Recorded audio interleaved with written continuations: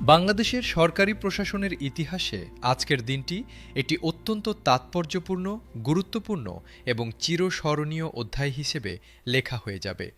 দেশের কোটি কোটি মানুষের পরিবারে যে সরকারি চাকুরিজীবীরা রয়েছেন, তাদের জীবনের সঙ্গে সরাসরি সম্পর্কিত একটি অত্যন্ত গুরুত্বপূর্ণ সিদ্ধান্ত আজ চূড়ান্ত হয়েছে।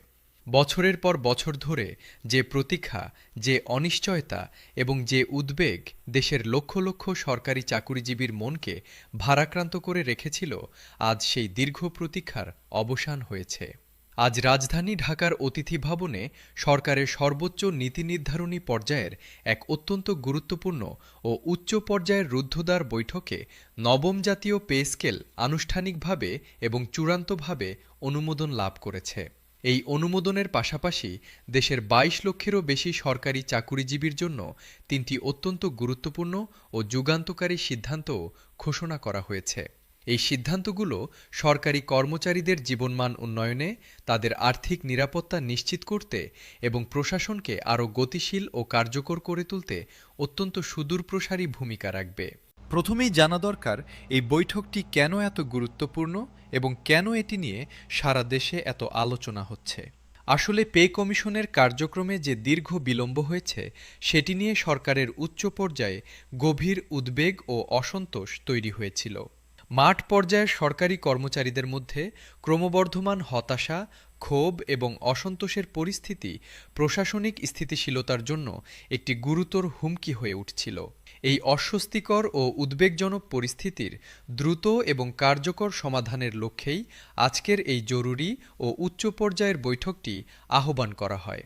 বৈঠকে সভাপতিত্ব করেন প্রধানমন্ত্রী তারেক রহমান।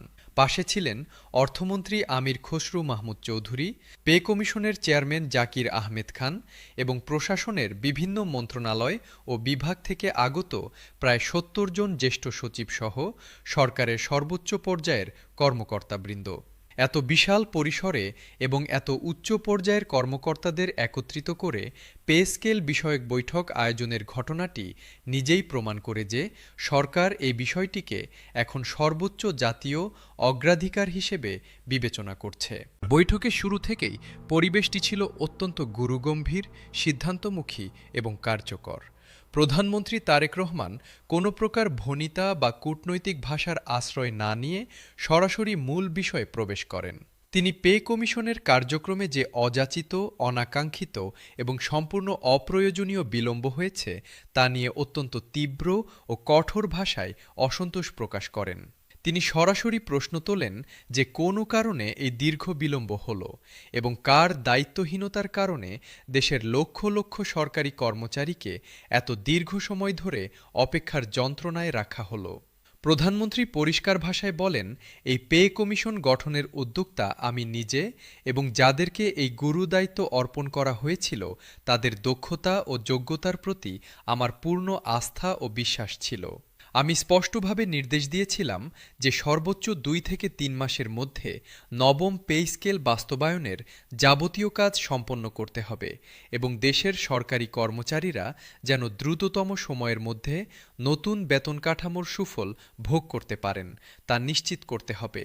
কিন্তু বাস্তবে যা হয়েছে তা আমার প্রত্যাশার সম্পূর্ণ বিপরীত এবং এই অনাকাঙ্ক্ষিত বিলম্বের কারণে মাঠ পর্যায়ের কর্মচারীদের মধ্যে হতাশা ও ক্ষোভ যেভাবে বাড়ছে তা কোনোভাবেই মেনে নেওয়া যায় না। প্রধানমন্ত্রী আরও উদ্বেগজনক একটি তথ্য বৈঠকে তুলে ধরেন। তিনি বলেন, অন্তর্বর্তীকালীন সরকারের প্রতি সরকারি কর্মচারীদের মধ্যে যে ক্রমবর্ধমান অবিশ্বাস ও ক্ষোভ জমে উঠছে তা শুধু একটি প্রশাসনিক সমস্যা নয়, এটি রাষ্ট্রীয় শাসন ব্যবস্থার সার্বিক স্থিতিশীলতার জন্যও একটি গুরুতর ও অশনি সংকেত।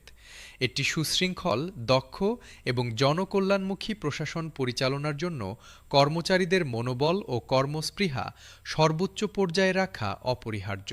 কর্মচারীরা যদি মানসিকভাবে বিক্ষুব্ধ ও আর্থিক সংকটে থাকেন, তাহলে তাদের কাছ থেকে দক্ষ ও নিষ্ঠাবান সেবা প্রত্যাশা করা কোনোভাবেই সম্ভব নয়। প্রধানমন্ত্রী এরপর দ্ব্যর্থহীন, অকম্প্র এবং অত্যন্ত কঠোর ভাষায় হুঁশিয়ারি উচ্চারণ করে বলেন, আগামী ১ এপ্রিলের মধ্যে নবম পে স্কেল পূর্ণাঙ্গভাবে বাস্তবায়িত করতে হবে এবং তার আগেই অর্থাৎ আগামী ২৪ মার্চের মধ্যে চূড়ান্ত গেজেট প্রকাশ করতে হবে।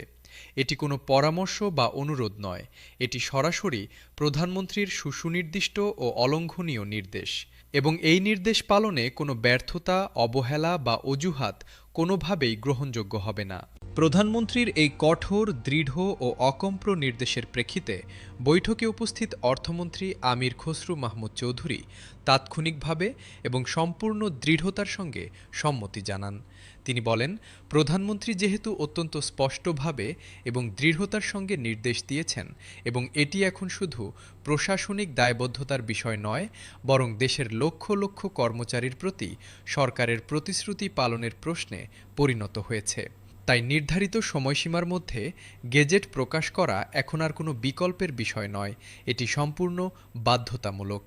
অর্থমন্ত্রী আরও বিস্তারিতভাবে জানান যে সরকারি কর্মচারীদের মধ্যে বেতন বৃদ্ধির বিষয়টি নিয়ে বিভিন্ন ধরনের বিভ্রান্তি, গুজব এবং তথ্যের ঘাটতি তৈরি হয়েছে, যা পরিস্থিতিকে আরও জটিল ও উদ্বেগজনক করে তুলছে। তিনি নিশ্চিত করেন যে অর্থ মন্ত্রণালয়ের সমস্ত অভ্যন্তরীণ হিসাব নিকাশ, গাণিতিক প্রক্ষেপণ এবং দাপ্তরিক কার্যক্রম ইতিমধ্যেই সম্পূর্ণভাবে সম্পন্ন হয়েছে এবং সে কারণেই আগামী ২৯ মার্চের মধ্যে চূড়ান্ত ও পূর্ণাঙ্গ গেজেট প্রকাশ করা সম্ভব হবে বলে তিনি দৃঢ় আশাবাদ ব্যক্ত করেন।